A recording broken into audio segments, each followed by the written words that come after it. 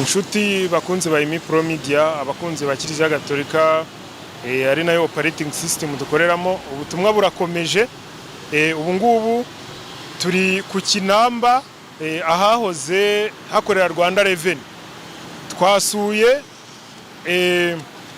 ahantu hari umushinga ujyanye ukwemera kutari mu magambo, ukwemera kuri mu bikorwa.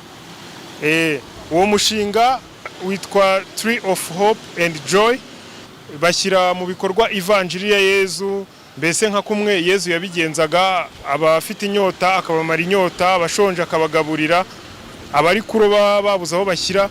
Hano bafasha abana kwiga, batangira abana minerivare, abakobwa babyaye igihe kitageze, igihe cyo bakabyarira iwabo, bafasha abasaza n'abakecuru bageze mu za bukuru. Ni ibintu byinshi cyane bashyira mu bikorwa, bigaragaza ko bashyira mu bikorwa ivanjiri ya Yezu Kristo.